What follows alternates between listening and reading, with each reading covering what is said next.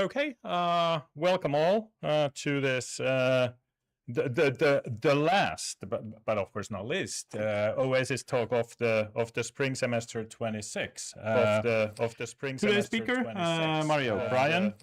Today's speaker, she's a lecturer in taxation in the University of Galway. Was that right? Yeah, that's correct. Yeah, perfect. I got one thing right. So her work covers law and political economy of cultural and creative industries, with a particular focus on audiovisual industries, including film and digital games. And her book, Tax Credits for Cultural Production in Europe, that's on Spring 25. It offers a fresh perspective on the relationship between the state and audiovisual industries, particularly in Ireland, with a particular focus on. And today she's here. So please, Maria, take it away. Thank you very much. Oh, good. Thank you very much for welcoming me, everybody. When I first met Ollie I think in Seattle, was it? It is correct. I was doing a PhD in the School of Communications in Dublin City University. I've also worked in Queen's University, Belfast, on their MA in Arts Management and Cultural Policy, and I'm now a lecturer in taxation, which surprised some of my colleagues, but my research does sit across tax and creative industries in particular. I'm a lawyer by background, a political economist by PhD training, and a tax specialist from years of work and a few courses as well. So what I do now is interdisciplinary. I think if one can be interdisciplinary on one's own, I think you can. Anyway, so I'm talking today about digital games and tax, and I'm looking at Ireland and Finland. And thank you very much for having me here. It's a pleasure to be here in still spring and part of these spring talks, which I know have always been really, really interesting.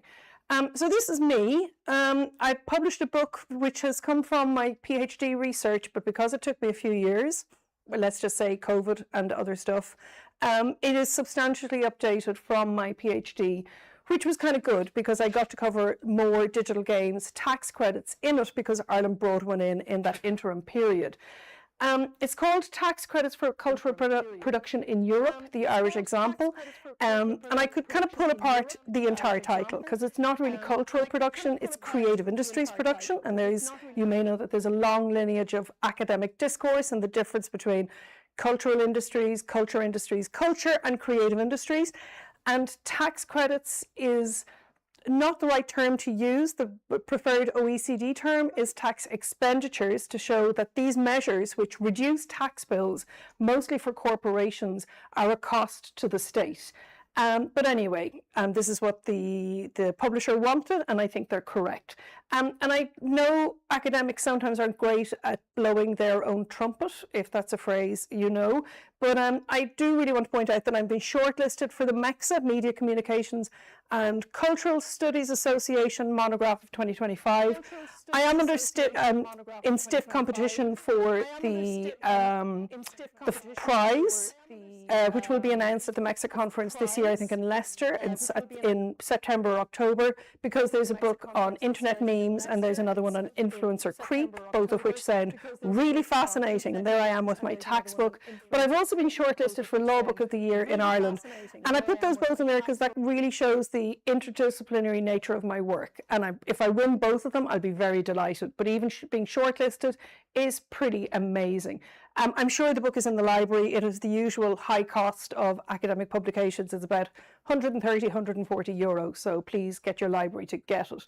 Okay, so what I'm looking at is tax policy and the creative industries, both the impact, why it came around, what it's meant to do, how it's evaluated, and how we square tax policy with what creative industries, including film, games, and much more, are really trying to achieve from societal and cultural and economic goals as well. And Stiglitz, who looked at kind of tax rates as well, said that there's no evidence that lower taxation globally leads to more investment.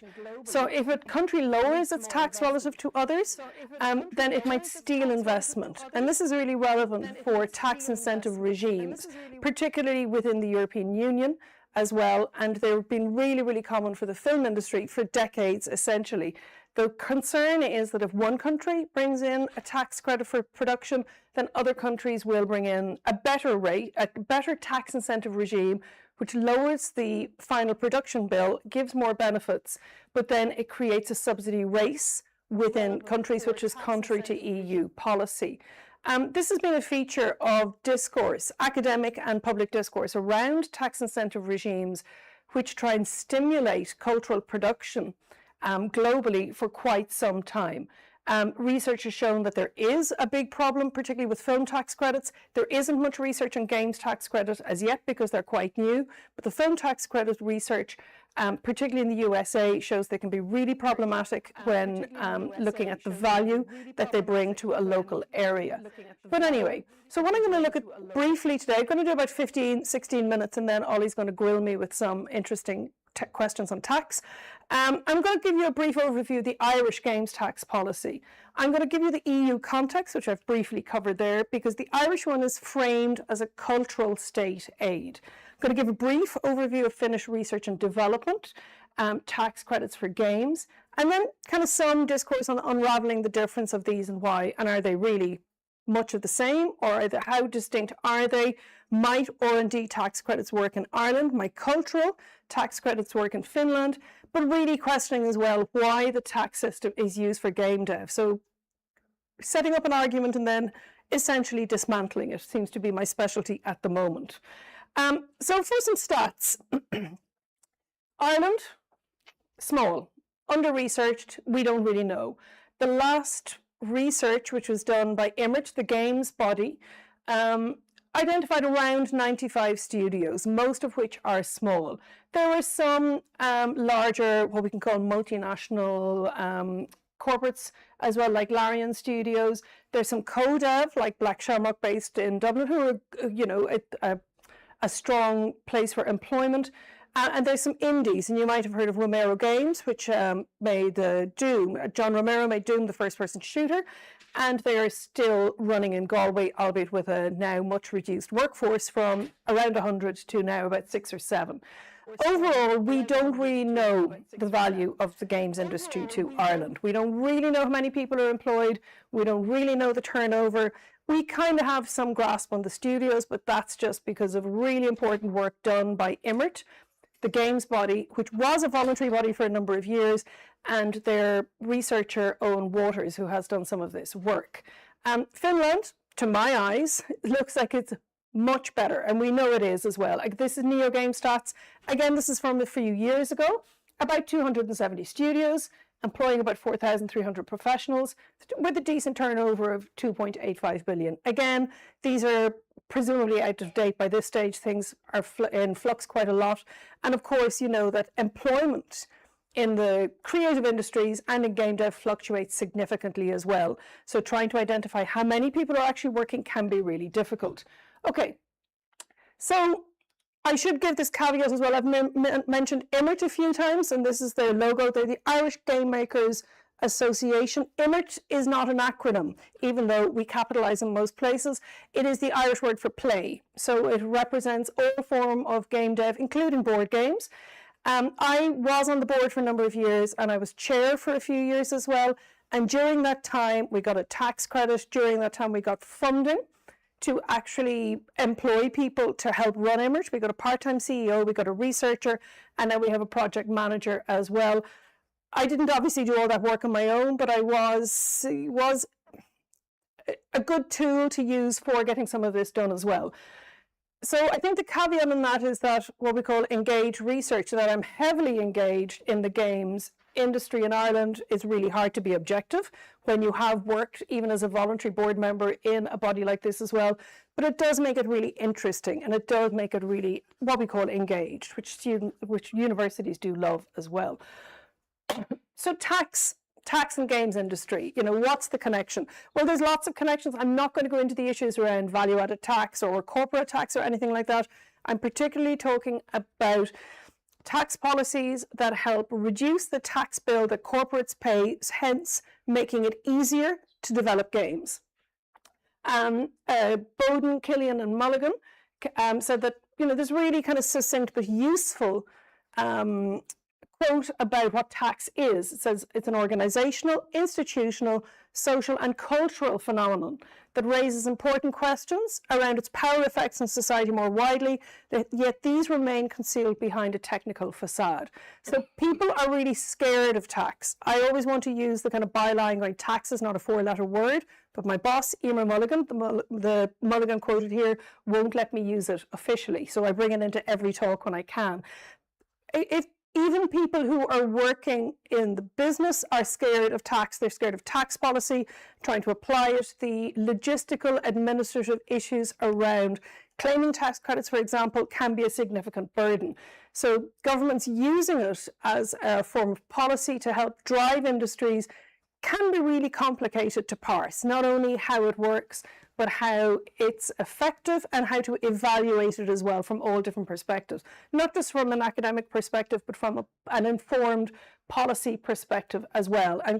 And identifying the evidence to check the impact of tax policies is really complicated also. So Ireland has a digital games tax incentive regime. In fact, it's an expenditure, so I'm going to have to do another cross out on that. It's called Section 481A, really prosaically. That's the section of the tax, Consolidated Tax Acts. It came in November 2022, effectively January 2023, and it's modelled on the film tax incentive in some ways. So I think it's really important to point out that Ireland has a heavy and significant history in using tax incentives to drive cultural production. The film tax incentive, which is covered in my book, because when I did my PhD, there was no games tax incentive. And the film tax incentive has been around since 1987, changed significantly over the decades. It was one of the first uses of tax incentive regimes to drive cultural production. And it is, for the most part, seen as being highly successful, particularly by the industry. It was initially meant to be just to shore up the indigenous or local industries, and in fact it's now a cornerstone of the industry, and if it is withdrawn, then there will be essentially riots by the film industry in Ireland as well. But because of that, the government has a lot of experience in drafting tax regimes, in evaluating them, and in getting them to run in a practical way. However, the games one is significantly different, and the reasons why are kind of not really able to parse today as well. There's a few conditions that mean that it's not, I don't want to say it's not fit for purpose, but it could be better, I suppose, if we want to be politically astute about this as well. So a number of different conditions. There's a minimum spend of €100,000. That means it effectively excludes a number of indie developers who are going to find it difficult to get to that spend. The reason for that is to ensure that there's a high quality game, with the really crude assumption that if you spend money on your game, it's more likely to be high quality. That's not a perfect metric, but it's a useful one to have. You have to publish the game for the most part. There are some experts who think if it's just publishable and so on, it's not really going to be a problem. But for the most part, most people see that it has to be actually published. This is really problematic because, as you know, games can be developed, money spent, and then get pulled by the publisher. So IMRIT is trying to get that change to be of publishable quality or delivered to the publisher or so on. Games companies, they must essentially be based in the Irish state, and a lot of their key figures must also be in Ireland as well. The problem with this is that it does not allow for partial development, and as we know, the games industry is very much about international co-development as well.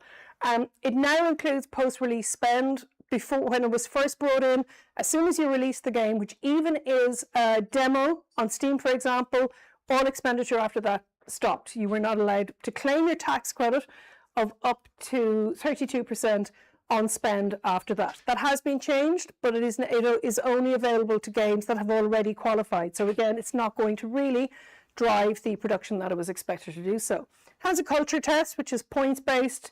This cultural context, which is like the setting of the characters and so on. Is it innovative and so on? And the cultural clustering. So if there's creative work in Ireland or the EEA and the lead people must be in Ireland, but they can be also from the European Economic Area as well.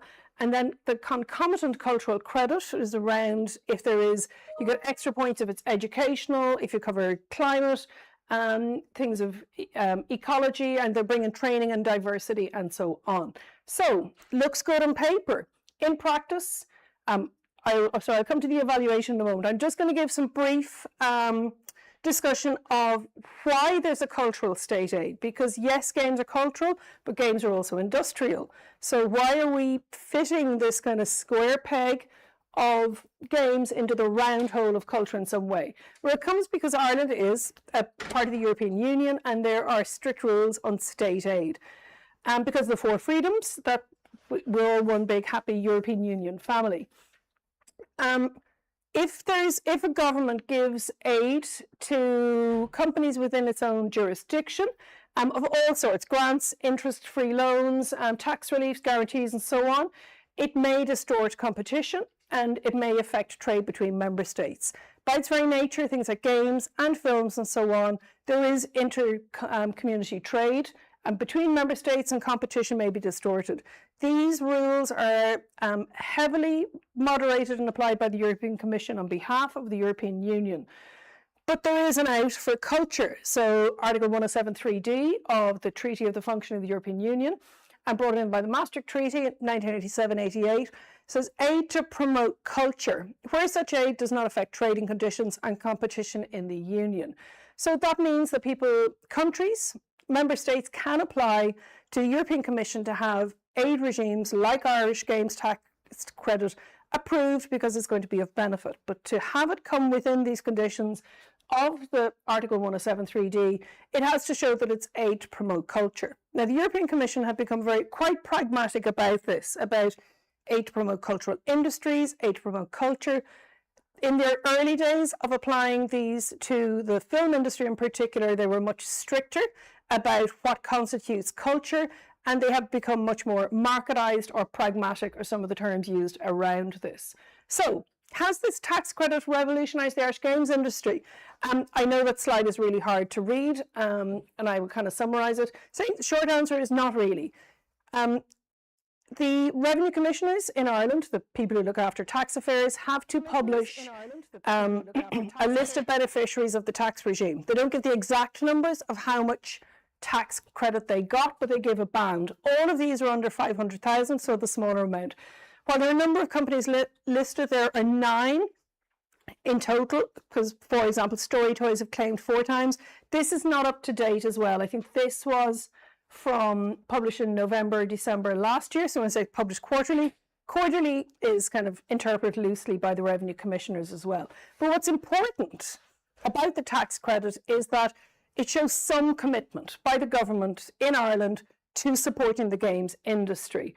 But that is also a problem, because if they go, well, you've got a tax credit, why would you want more indie development? Why would you want more training? Why would you want more clustering support and so on? It becomes quite problematic. So it's not a cornerstone of the Irish games industry yet. IMERT has called for a number of amendments. For example, partial games development, which would allow international co-production. Post-launch expenditure being granted, but also third-party work undertaken in Ireland as well. And these have been on the kind of pre-budget submission list for quite some time. So then, Finland. Apparently, Finland is the best place in the world to develop games, according to Business Finland.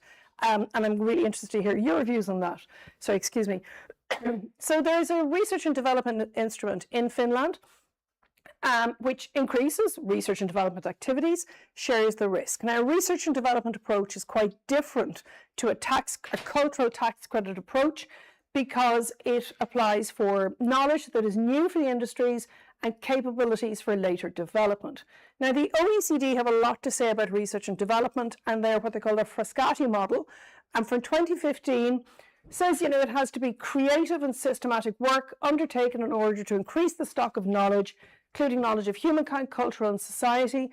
But it tends to be narrowly interpreted by most countries to primarily relate to STEM, to science and technology research, which of course games can sometimes be. So it has to be novel, new findings, it has to be creative, and has to be uncertain, systematic, transferable, and reproducible. So in Ireland, there are key challenges, of course, for research and development in game dev, of course, because it is really hard to prove new advances in science when you're dealing with software, when you're dealing with creative industries, to identify what can qualify under your R&D rules and what cannot. So recognition of arts doesn't always happen for creative industries here. And there are significant administrative problems as well. The documents are complex. The knowing, particularly for R&D, what qualifies is really complex as well, because you're going, is this a scientific development or is it not? You have to count the hours, for example, who's worked on different things. You have to document everything. It is really, really problematic. In Ireland, R&D is available for games companies. It has been used by a few for very narrow technical developments, but overall it is not something that the vast majority of game dev studios engage with in any way. And proving genuine R&D is really hard under the Irish Revenue Commissioner's guidelines, because that's kind of the list there, to be systematic in a field of science or technology. Qualifying categories, there's basic, applied or experimental development. You have to advance the field. And there was a case decided last year about an IT services company who developed an aggregated cloud-based service desk. And there is this really long judgment I read a few weeks ago on whether that qualified as technical development or not. But they claimed it, and then it was refused, they appealed. This all takes a long time. The technologies that they're talking about, they were working on this in 2011, 2012, and it was only just decided, I think, last year. Eventually, the taxpayer got the R&D tax credit for this. So, has the UK solved this? And apologies for the word-heavy slide as well. They have extended their definition of R&D to say that, there may be arts, humanities and social science costs which can contribute to a project. And you're going, well, thanks very much, but this is a really significant development. Hassan Bakshi of the Creative PEC in the UK in January said, look, this is a clarification, it's a crucial milestone. Of course, this is really recent. It'll be really interesting to see how this pans out, if it does work, but it has been a lot of background work for in the UK in this area of creative industries for decades, literally. I'll skip that one.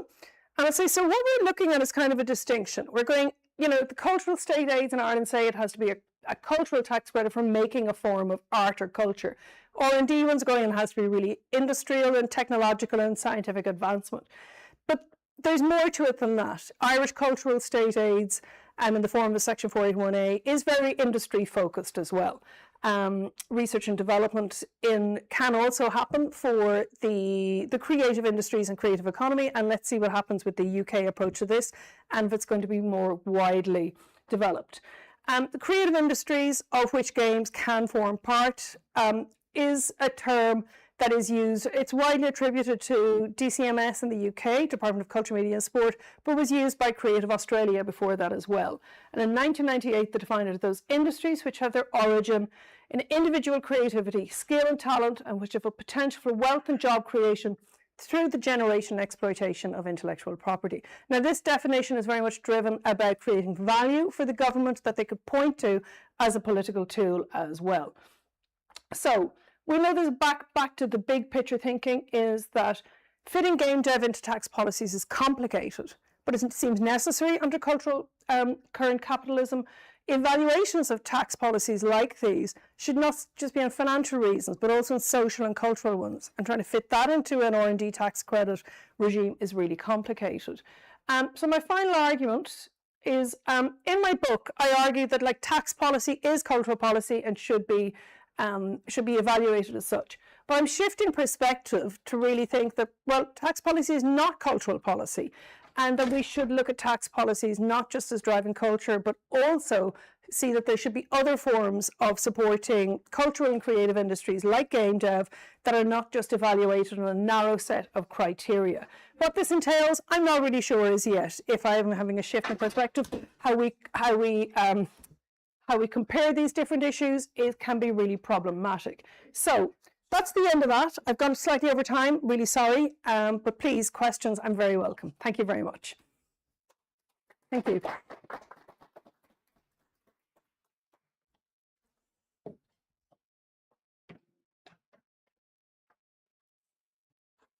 Okay. Thank you, Maria. That was thought-provoking. I do have a few comments, but I mean, like, anyone who wants to start? Yeah, Oscar, please. Hello, thank you so much. I have a bit of a specific question and I'm trying to make it make sense. Because you spoke a bit about the section 481A conditions, Yeah. and kind of like both the kind of requirements and the kind of like extra points. I'm wondering a bit, because one of those that a published game. Yeah. Now, not being an expert on the Finnish or Irish industry, but looking at the German one, we have quite a lot of so-called like published games that are happening outside of the typical commercial platform. So we see a lot of educational materials that are provided directly to schools. We see a lot of artistic games that are, for example, only available during exhibitions and during like public interventions. So I'm wondering a little bit, how does that relate for the Irish context to this notion of published game? Like, where does publication start and end, kind of? Yeah, that's a really good question. The publishing requirement, it doesn't need to be formally published by a publisher. Being released on Steam or Itch or something like that would count. It hasn't arisen as a problem yet, as far as I know, from talking to people in the industry. But the problem, of course, is that a lot of games are made with a publisher, an official publisher, rather than being self-published. And the problem with having the requirement that the game be published means that it doesn't cover the opportunity where the publisher pulls the plug because of political issues, because things have changed. Like, there's lots of reasons. The anecdote we use to explain this to policymakers is that, imagine if there were a game around the time of the 9/11 planes in New York, and that if there had been a game that was about to be published that could fly around New York and you could crash into things, obviously the plug is going to be pulled on that. So the issue is that companies may have developed their game, they may have claimed the tax credit ongoing, which is what you can do, and it may be built into the budget, and then the publisher says, we're not going to publish it. Things have changed, you know. Now, Ireland, for example, Ireland is now the enemy, for example, and in your game, Ireland are the good people. Ireland is always neutral. We're never going to be the enemy officially, but still, you never know. So it is very much outside the control of the company. One way that they're getting around that is that some companies, I believe, from research, I've talked to a lot of the game devs who have claimed this, I have some ongoing research in this area, is that they're waiting until they've released the game, and then they're going to claim back all the money they can claim for the government. The problem with that is that we don't know who's doing that at the moment. It looks like the tax credit isn't really has much legs, but like a few companies could come out of the woodwork next year and go, okay, government, you owe us millions. So the government cannot also track the spend on this as well. So it is really problematic. I mean, Romero Games was one really good example. They were developing a game, and the publisher, who was not named, Microsoft, they did go afterwards, then pulled the plug on it as well. Because there was, as we know, they cut huge amounts of stuff. I understand that they kept the rights and they are redeveloping that game, which they're based in Galway, where I work, and everybody's very happy about that because they're a great company and great people there as well. But that's a really long answer to a short question, I think. But yeah, so broadly, the issue with it is that the film tax credit has a requirement to be published. So the people who are drafting the games tax credit, who possibly never played games, are like, oh, it just works the same way. You just publish your game, surely.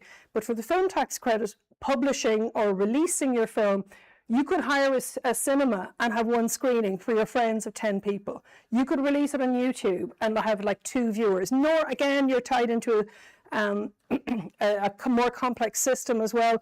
But broadly, it is easier to finish the film and release it as well.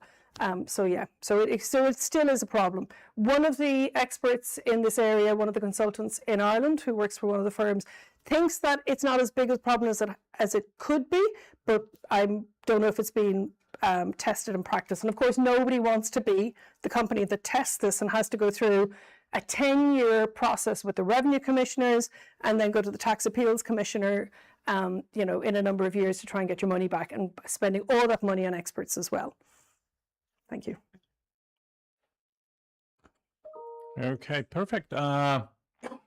One of the things that sort of like came to mind, this hopefully leading to a question, is that I was in a conference in Canada last year, and Canada, of course, has a sort of like a long history of tax credit, film first, but games also for quite a long time, and often their target has been to sort of like attract the sort of like large-scale US companies to the other side of the border, and they've been very successful with this, up to a point that some of the scholars around it said that there would probably be, and this was in Montreal, where they got like at least as many game devs as we have in Finland altogether, probably more.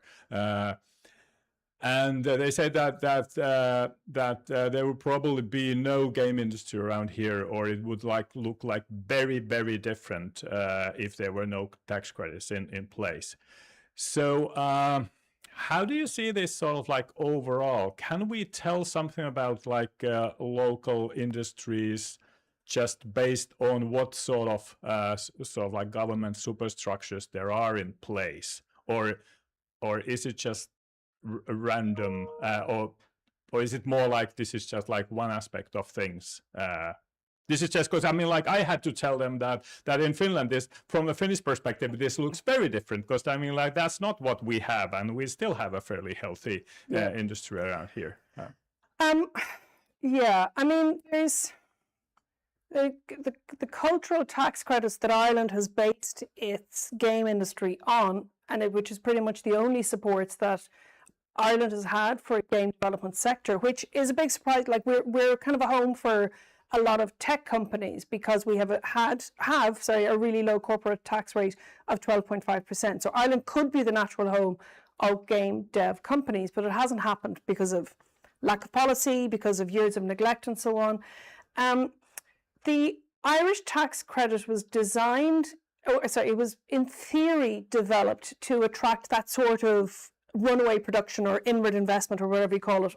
Pretty much most of Irish policy around medtech and pharmaceutical and so on is based around foreign direct investment. Since the 1960s, when we opened up going, oh, okay, we're in Ireland, we better do stuff about this and actually get more work in here, more companies to come in and base themselves here. And the low tax rate of 12.5% was a key part of it.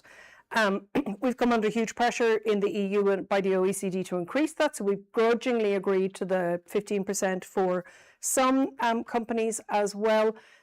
So the business case that was underpinning the games tax credit did say, look, if we bring this in, we're going to attract a big studio, so it's going to be great. You know, we're going to have lots of employment, we're going to be able to point to it, we're going to be able to have, you know, a photo shoot of the minister holding a PlayStation remote. Obviously that wasn't in the business case, but that's what happens with Irish policy.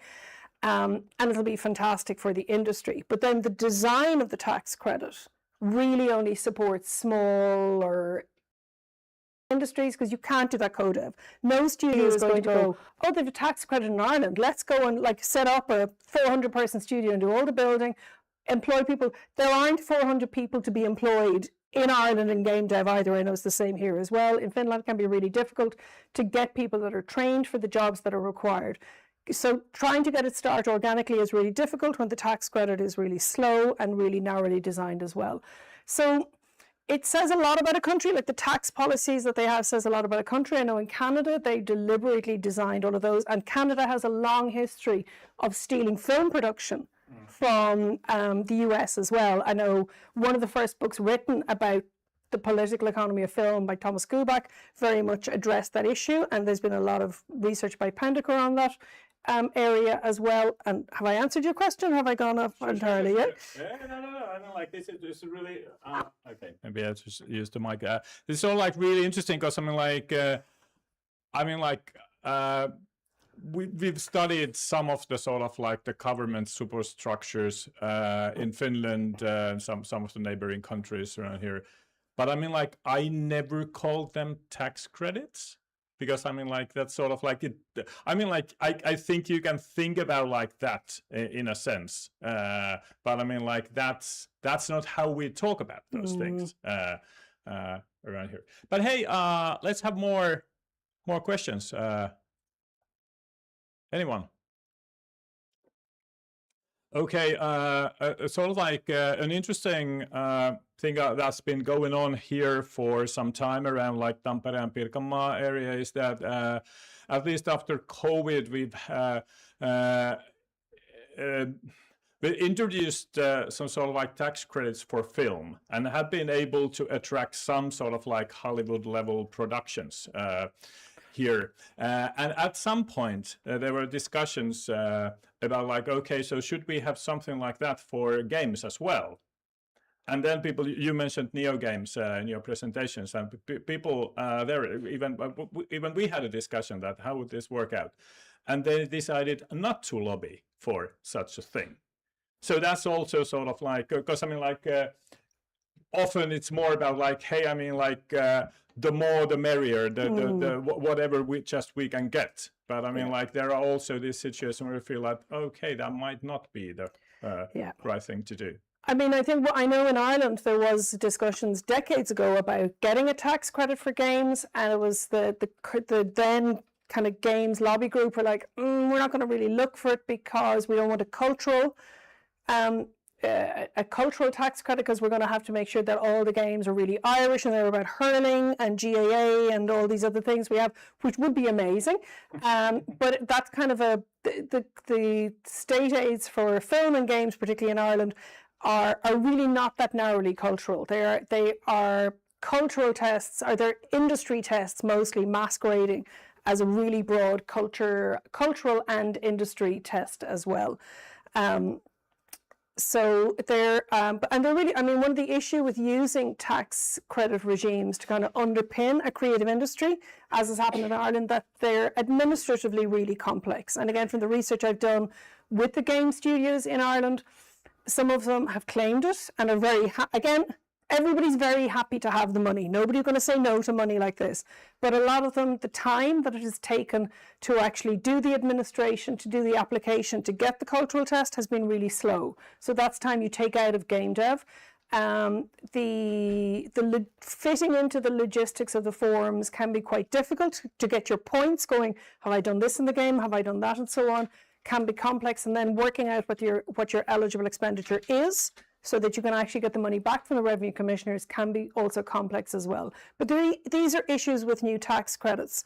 So like one of the problems with the administration, and it's the same with R&D as well, and the cultural tax credits, is that you need to be kind of part of a system to be able to work the system as well. And fundamentally, a country's tax system and a country's tax credit regimes like this, they always exclude some people who are trying to be game dev, but they don't qualify because they're too small. They don't know the tax system. They don't want to deal with the administration. And there was like one person that I interviewed for the research I'm doing, the Irish Games tax credit. So I had a category of small companies that are applying, medium ones, and big ones that don't qualify. And I had to have a new category, which is small and medium, or small game dev companies that didn't realize they qualified for it, but they did after I talked to them, which was, but this is somebody who has run a successful game studio for years and is going, I can't deal with it. I don't want to deal with this. I don't qualify. And I'm going, actually, you can do so.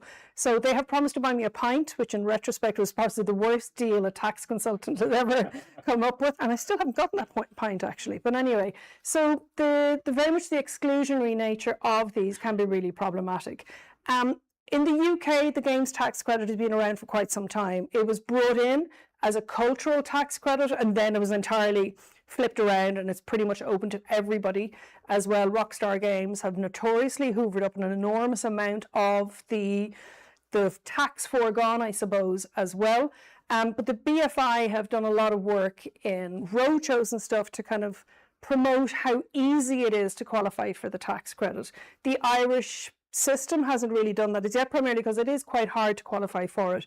Imrit again have done quite a lot of work in this, produced some kind of info sessions and so on, but still it's a hard thing. And I think the fundamental problem with Ireland having a tax credit regime to drive game development is that there isn't really much else. There is some funding, some like little production funding available, but it's uncertain. Hopefully it'll come out again. There was the first one last year where Screen Ireland gave 500,000 towards game development.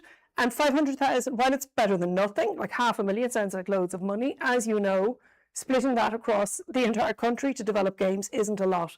But Ireland has a tendency, like it has for the film industry, to go, you've got a tax credit, that'll do you. That's our cultural policy. And that's why I'm flipping my mind to think, actually, tax policy isn't cultural policy. You need to have other forms of industry development. It needs to be part of a bigger picture.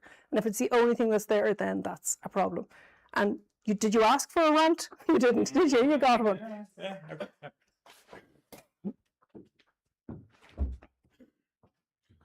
Yeah, I think I was thinking about a question that related to that previous things just now, connecting the idea. And I guess also to that thing you mentioned, that what's the value created to the communities, but also part of this race to the bottom is also that there's maybe not as much public investment in like education of game devs and stuff like that, and also other stuff that probably is related but still not directly. Sort of, I guess, I wanted to hear your thoughts about how sustainable this is, and you mentioned that in film this has been going on for a long time. Can we predict something that's going to happen in games based on what's in the similar policies that's been done under film? Predictions are hard. I think the tax credit in Ireland is there to stay. I suppose primarily because we have the successful example of the film one. Now, success is, again, how you measure something is subjective. There's certainly parts of the Irish film industry that feel excluded because they can't qualify for the tax credit. And there's research from other countries in the European Union around their film tax credits that have created a dual system of the large, primarily US productions that come in, do a bit of shooting, hoover up the crew in particular, pay them good wages, and then the indigenous or the local industries, the local developments can't equate that. The game development is quite different in one because it tends to be, while it's project based, it tends to be not so project based as film is, for example. I think the Irish Games tax credit is there to stay. I think there'll be changes. It's just been extended for, I think, 6 years. And I think the government is really pragmatically giving themselves 6 years to fix what's gone wrong with it, and then it might keep changing. It might bring in Immer's suggestions on this, but it needs to have an awful lot of research on it. And researching the value of tax credits is really hard. I mean, I tried to do it in my book. It didn't really come to a solution. I probably did more pointing out going where the problems were. But there are, there's economic evaluations which have been, again, they can be made up essentially of how you multiply things, the tax foregone has brought up employment and so on, but there are legitimate ways of evaluating some of the value of a tax credit. When it's a cultural one, it's really complicated because you're trying to measure cultural value, which we all know is really hard to do. There's a question there as well. Thank you, Maria, for this talk. And just wanted to ask you, since this topic in particular, I was touching it slightly in my research, since I am researching about Roblox. And some developers I've done, I have interviewed, they just told me that they had slightly not... it was difficult for them to publish games outside the Roblox platform because it was more time-consuming and difficult also for regulations and policies, and so they sticked with Roblox itself. And I know that Roblox is how to say, navigating a gray area of regulations and stuff. And so I wanted to ask you if you touched the Roblox problematic in your research, or if you ever heard about it. And another thing that I found interesting about the interviews that I did is that some developers know that in some countries it is problematic to add some stuff about gamblings, but they can add it on Roblox itself since it is like a black box itself inside. So I just wanted to ask you if you something I to say. didn't directly touch on that in this research, but I am doing some kind of broader research with some colleagues and friends on diversity in games law and regulation, because really, like, the big picture of what I'm looking at is going, what's going on with creative development and the state. So there's loads of different policies that intersect. My main area of research is tax credits, but if that's all I was doing, it'd be really boring. So the whole thing about regulation, how regulation is driving games development, is really, really interesting. And I know Roblox is, as you say, a black box of this as well, and law unto itself sometimes as well.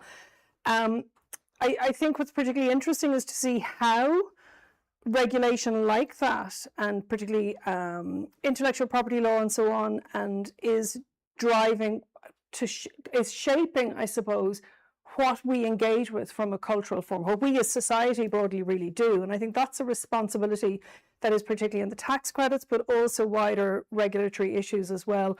That is really, it's under-researched very much so. It's understood. Is that a term? I don't know. I'm a native English speaker. I don't know. And I think the more attention there is on it is going, how is law and policy shaping the creative forms that we engage with is what's kind of fundamental to my research. And this is with the tax credits for games, is like companies are shaping their games and their films and everything else to kind of fit within these parameters as well. Because they want to get the cultural test, because they want to pass it, and they want to get their game released within the 3 years they have to as well. And that's really problematic, and that needs to be kind of understood more, I suppose, as well. I did do a workshop a few weeks ago with the lovely people of Press Start in Bath Spa University, where we talked a lot about Roblox, actually. Sorry, Chatham House Rules. Anyway, and we generally, I'm not naming anybody, there was about, I think, 30 people attending who are games lawyers, for the most part are games industry people, and it would be really interesting to get you into that conversation as well, to hear about just what's going on with that. Are there any questions online, actually, if there's anyone there? No? Good. Oh, good. Okay. Okay, we can still take one or two questions. Okay, yeah. Yeah, thanks for the talk. I saw a wonderful Irish movie on Tuesday called Hokum, which is Hokum. Hokum. Oh, okay. Yeah, it's a new It's a new horror movie. Yeah, great. And it kind of played around with Irish stereotypes, I guess. And there's a similar thing going on in some Finnish game companies that are kind of playing around with Finnishness, like in My Summer Car is famous for this, and I guess Remedy Entertainment's games as well are kind of playing around with ironically playing around with what Finnishness is, and it seems to be also approachable for people internationally. And I kind of interested in seeing your view on sort of what kind of policy we need to sort of support this kind of thing, not kind of like this is Finland, like in a nationalistic way, or but sort of more in an ironic way of maybe reflecting as well on the sort of qualities of what makes something Finnish or Irish. I hope this makes sense. No, it really does, and it's really interesting in the context of tax credits. Everything is interesting to think about in the context of tax. Okay, I'm slightly obsessed, but like that sort of. If a country is trying to support national industries, whether it's through tax credits or training or so on, kind of avoiding that ethno-nationalism is really important. So going, oh, we should have tax credit to support Irish film and Irish games. Well, what do we actually mean by this? And having cultural tax credits like that, Ireland has deliberately drafted its cultural test for film, for example, to be really wide. I mean, there was a stress test done when it was first brought in to see which films since the Irish Free State in, I think, 1923, I can't remember the exact year, and they found one film that would have failed, that it was just so broad. So it is not a hard test to pass, but that is deliberately because it needs to have that industrial flavour as well.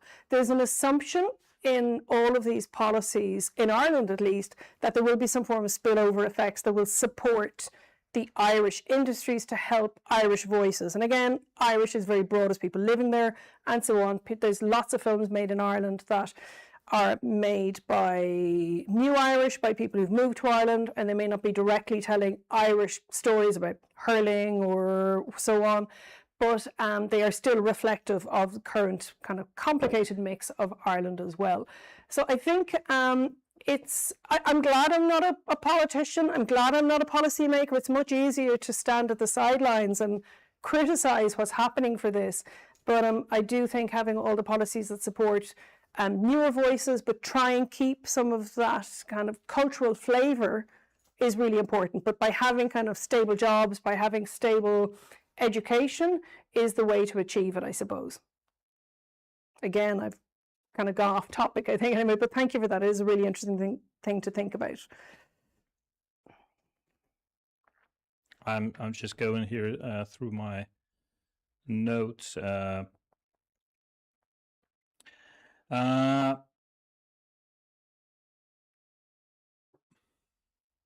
One thing, this is a bit of a light. I'm not sure if this is a lighter question. I mean, like anything tax related isn't a light.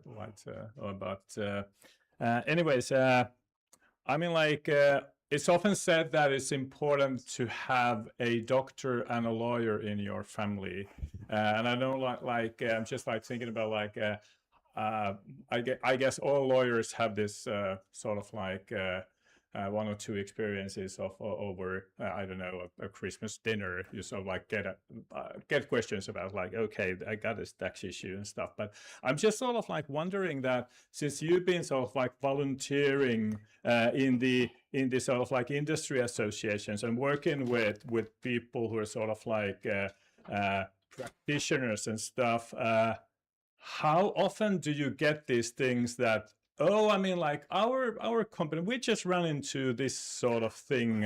Would you sort of like be able to consult us a bit? Yeah, it's a great question. I am in the nice position of not being, I don't do what's called the nuts and bolts of tax. I do some teaching of it, but the kind of figures, but I do what I described as I don't do the numbery tax, I do the feely tax mostly. So the tax policy analysis, but I do lecture some foundational tax things as well. I do, I regularly get questions from indie game devs about what's happening here, or they might come up with a law one and say, should we incorporate our company? And for those, I'm very happy to, give them some really basic, I won't call it advice because I'm not regulated as a lawyer anymore or as a tax consultant, but I have some background information. I think some of the stuff that I've done that I really enjoy doing is doing talks with some of the kind of indie clusters that are happening, particularly around Galway as well. I did a talk a few weeks ago for a funded project where they got a number of people, I think there was about 30 people at that, who are getting some foundational business training for becoming, for setting up their own studios and so on. So I did a tax talk for them. But again, because I'm a lawyer, all the caveats at the start were, this is not tax advice, this is not legal advice, this is just giving you a flavour, and keep moving on. But it kind of points to the bigger picture, I suppose, of that people are really scared of tax. They're scared of getting it wrong. They sort of go, oh my God, I have to talk to the revenue, or I got a letter, what's going on? I don't know. And mostly, the Irish Revenue Commissioners are reasonably approachable if you can work out their own system, which is kind of complicated. We always complain about it as well. But there is that fear of people who want to be game devs, they want to be working the creative industries, but then they actually have to also, they can do the creative bit, but they have to do the industry's business development bit as well. And there are certainly some good initiatives in Ireland that are helping people get over that hump of, what do you mean by setting up a business? What do you mean I should have contracts with the people doing my music? What do you mean I should be, incorporating, and I should be claiming some kind of tax back on these kind of things as well? And what is VAT? These are really complicated questions when all you want to do is create an indie game, but they are absolutely necessary. Yeah. Very good. I guess this might be sort of like a nice way to wrap up. One more thing I need to say that sort of like was really eye-opening and thought-provoking to me was you and your colleague Abby organizing a workshop in last year's DIGRA. Oh, yeah. And I mean, like, I remember you contacting me like a week or two before the thing, saying that, I mean, like, Olli, I mean, like, we need you to be there. And I'm so like, I mean, like, I'm not a law scholar. But I mean, like, there were a lot of people. This was a games conference, a game studies conference. There were a lot of people who were not law scholars, but who were very, very interested in regulation, different ways to say. So I sort of like see that is definitely a sort of like a growing area in this field, a sort of like a subfield, and we need scholars from different backgrounds and different sort of like geographic areas to actually answer those questions together. Definitely. Yeah, just I think the most fun thing about doing that DIGRA workshop with my colleague Abu Rekas last year at DIGRA was that all the people had a brief kind of intro going, this is the law, policy, regulatory things happening that I'm interested. And the guy who was doing our tech support put up his hand and said, I've been listening to everybody. I didn't know my research was relevant for this area. And he gave a talk on his thing. And I thought, that is brilliant. He was, I think, I presume a PhD student in Malta, but I'm not sure. So it was really interesting. But thank you for that. Yeah, good. Okay. Yeah. Thank you, Maria. Let's give a big hand once more. Thank you. Thank you very much. And I think you'll build this some like 2 hours before you got your train, so we can go grab lunch and everyone's free to join.